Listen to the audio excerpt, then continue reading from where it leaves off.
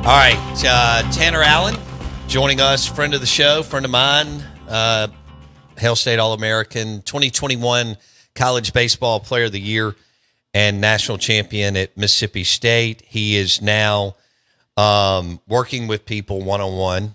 I hope you're charging a pretty penny. You don't have to say what, but I hope that you're charging a premium, because I said this a couple years ago. You didn't even know this, obviously.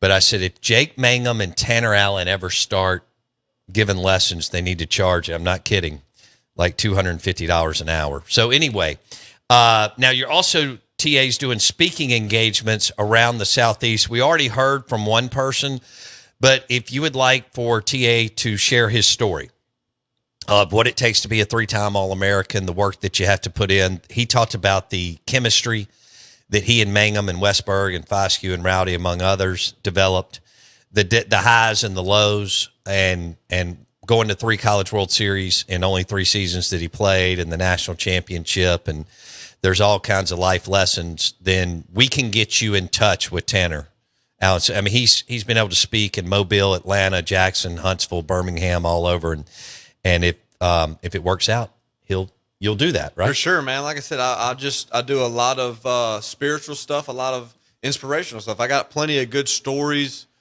that people can relate to. I have a special ability to relate baseball to a lot of things. Yeah. And I have learned many lessons through baseball. A lot of success, and a lot of them have been failure too. Yeah. And I have learned that what you do when you're in the valley determines if you get out of the valley or not.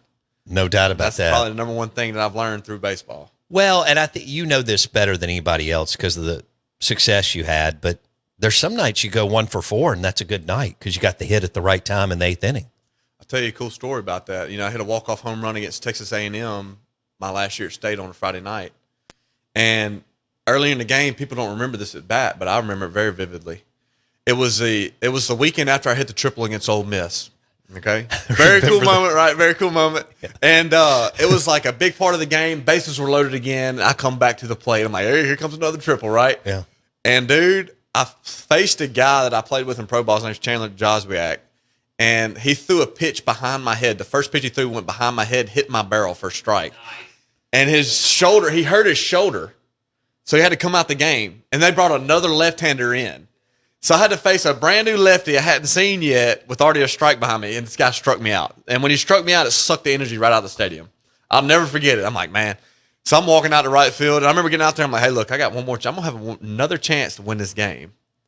And then, lo and behold, in like the 11th inning, I come in, first pitch of the inning. Homer. Let's go home.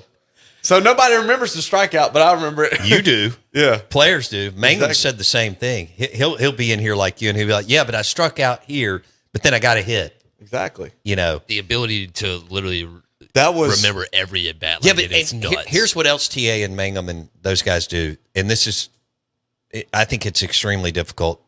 Somehow they're able to flush it enough. The next,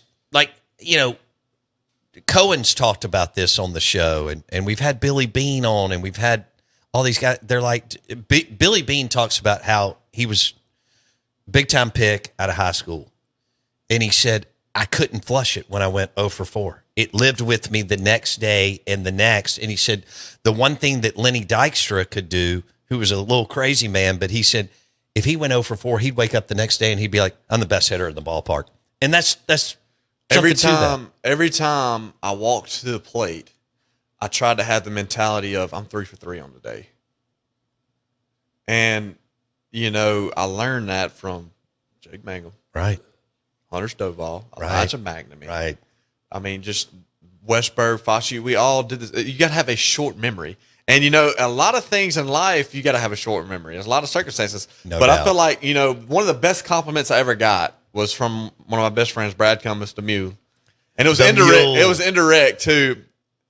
He said, another friend of mine said they were hanging out at a buddy of ours' house, and they were talking about the 21 team, and Mule said, TA was so good because you thought he never cared whether he was doing good or bad.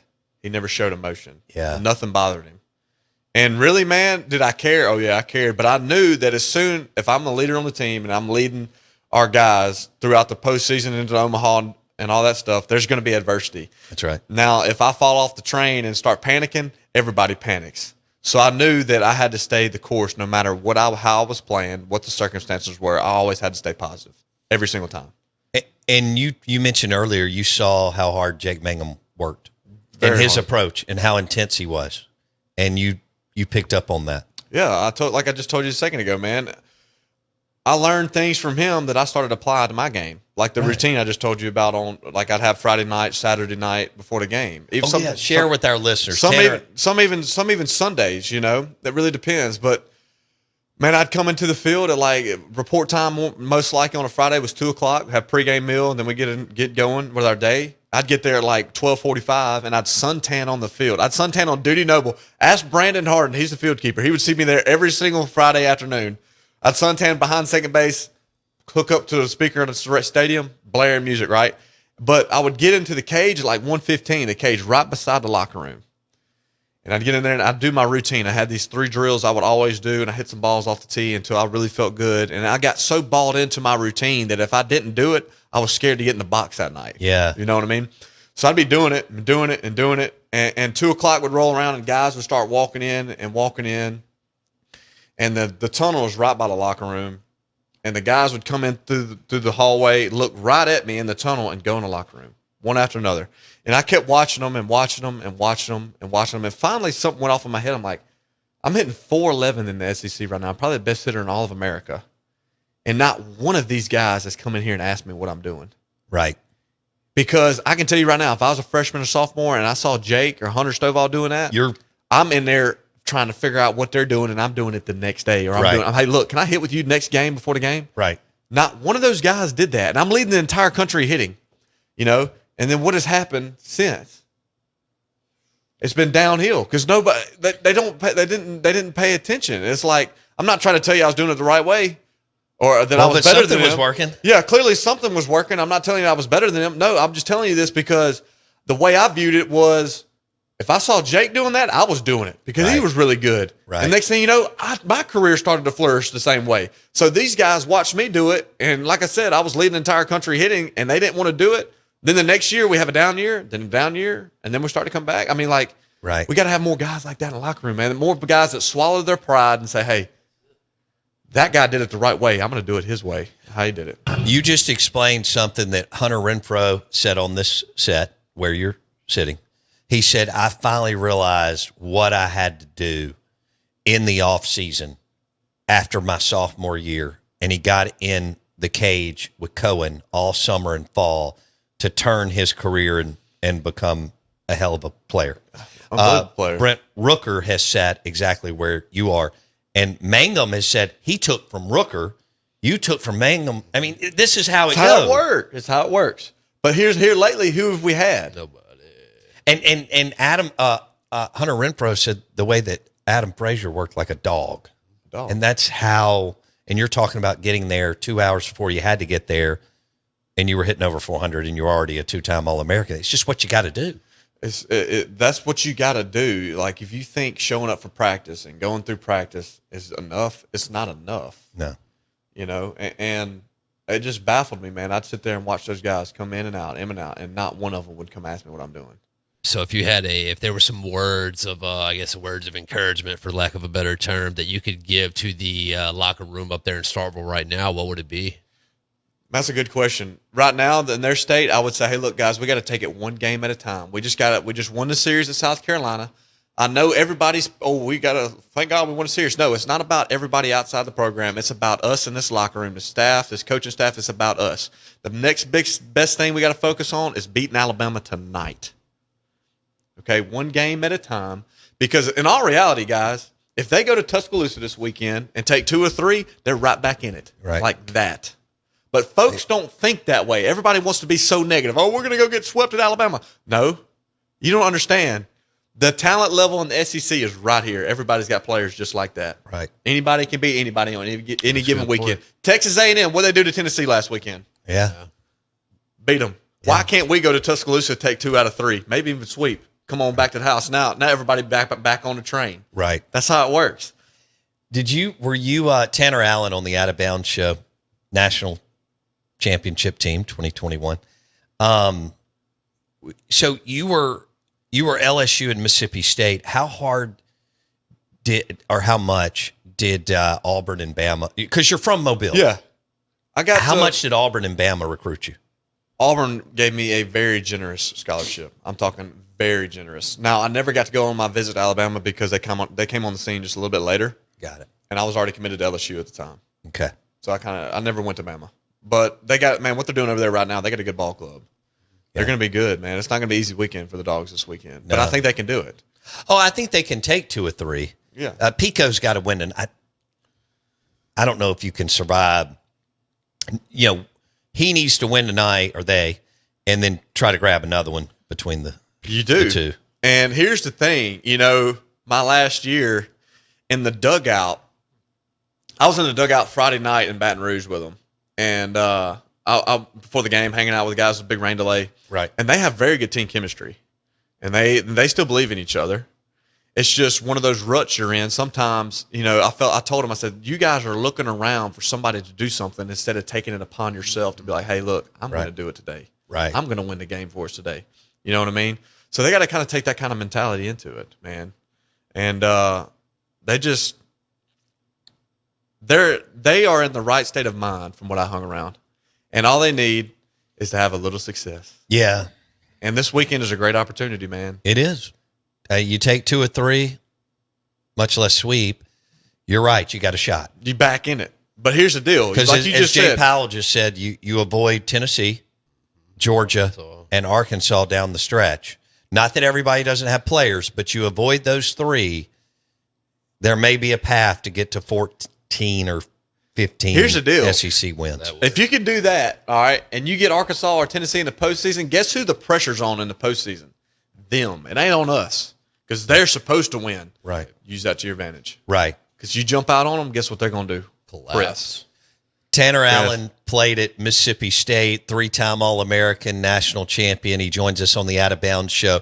If you want to book TA for speaking engagements, church, school, business, you know, some kind of club. Events, man. Anything. Events.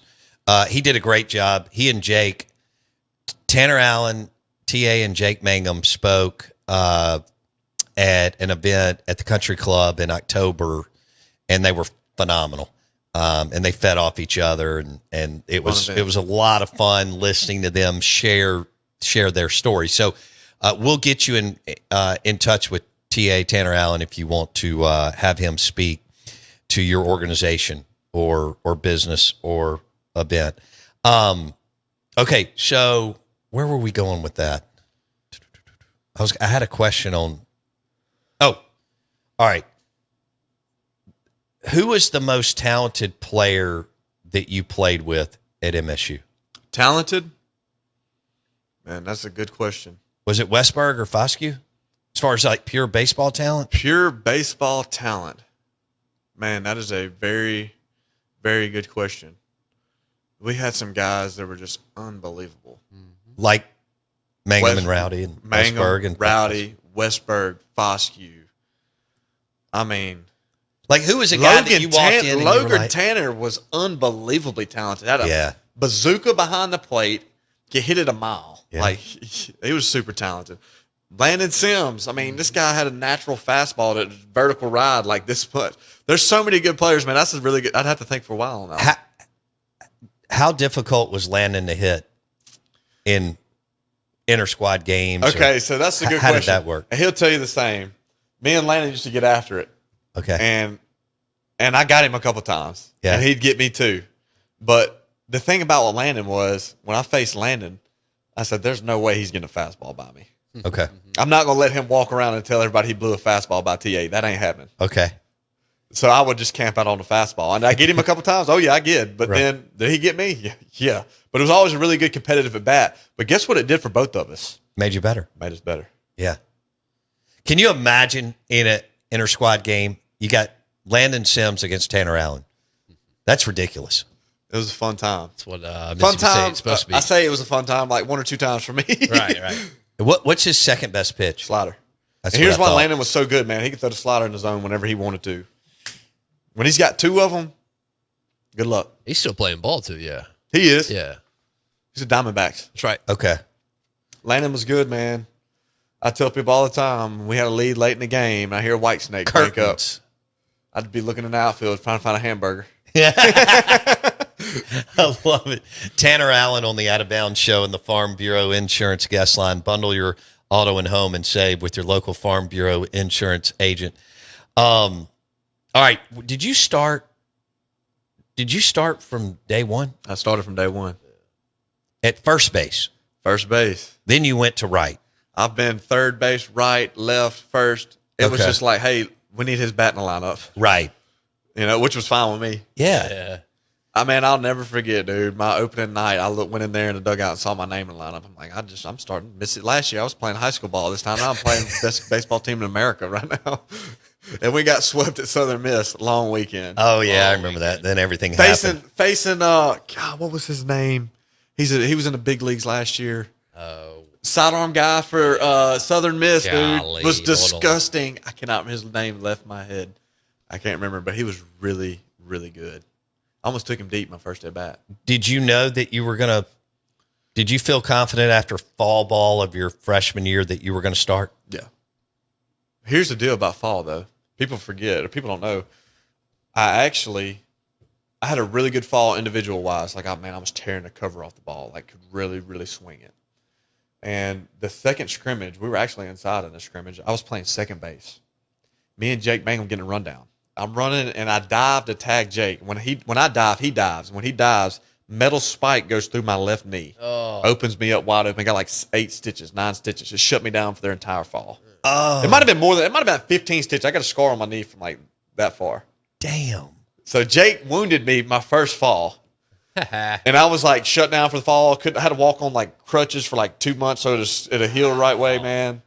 I bet you were miserable because you wanted to be in the I wanted to cage be and playing. playing. And then, dude, my left leg got so weak. I'm like, man, this is just going to be a nightmare. So I had to really, really grind. In Christmas December and break January. to get back into playing shape to be ready to go in February. When y'all started back practicing in January, were you ready? Oh, yeah. Okay. Shit, yeah. Okay, so you played first base your freshman year And sophomore. and sophomore year.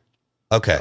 And then in your junior year, I'm sorry, COVID, nobody, everything went away. So your last year, your senior year, I guess technically you played right field. Right. Moved out to outfield. Yeah. I got in a lot better shape, man. Yeah. I was playing first, and at the time I was like, I got to get as big as I can to play first base. Yeah. And I didn't put any really good like weight on. I put bad weight on. So going into my last year, coach was like, "We're gonna put you in the outfield." Or actually, before I came in, I got in like really, really good shape, like very good shape, and I was the fastest player on the team. Really? Coach, I remember we were doing a running competition, and coach was like, "Tanner Allen's the fastest guy on the team now." Dang. But I was like, "Yeah, I worked my rear end off this summer to get in shape." Right. So he's like, "All right, we're moving you to the outfield," and he's like, "Well, we got to have Rowdy in center because he's played center more. Let's just put you in right." Okay.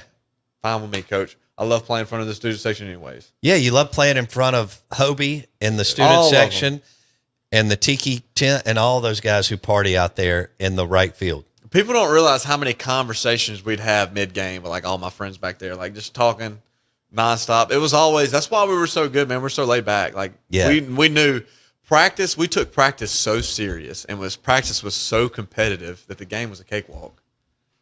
See, that's why we were so good in 21. the elixir. Recipe. I mean, that's the deal. But in a way, practice wasn't hard. Like looking back at it now, I'm like, man, we got after it. But like, it wasn't really getting after it because we were having fun. Like we competed against each other so Like hard. you loved competing against Bednar.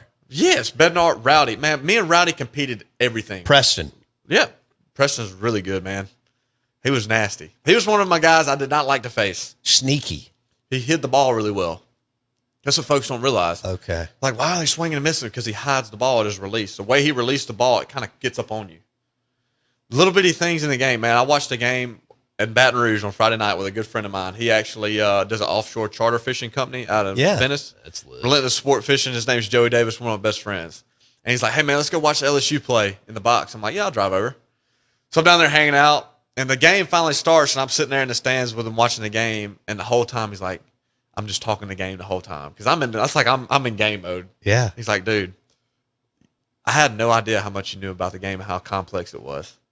I'm like, dude, I've been doing this a long time. A long time. See, you watch the game differently than I watch it. No doubt. So he's like, can I go to another game with you so I want to know That's everything that's awesome. going on. That's awesome. So it was really cool.